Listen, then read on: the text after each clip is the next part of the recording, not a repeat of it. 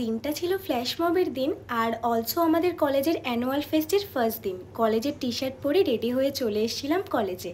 এতদিন ধরে ফ্ল্যাশ মবের জন্য প্রচুর প্র্যাকটিস করেছি সবাই মিলে, অ্যান্ড ফাইনালি সেই দিনটা আজকে চলেই এসেছিলো।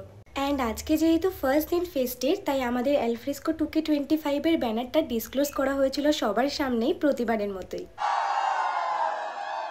প্রতিবার আমরা ওই ছাদ থেকে ব্যানারটা ফেলি, বাট এইবার একটু প্রবলেমের জন্য কয়েকজন বাদে আমরা সবাই নিচেই দাঁড়িয়েছিলাম।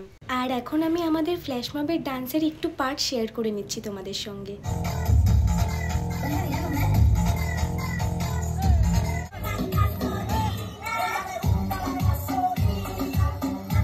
আমাদের ফ্ল্যাশ মবটা হয়েছিল মোহন মলের সামনে। ফ্ল্যাশ মব হয়ে যাওয়ার পর আমরা সবাই কলেজে চলে আসি, কারণ রাতের ডিনারটা আজকে আমরা সবাই মিলে কলেজেই করেছিলাম।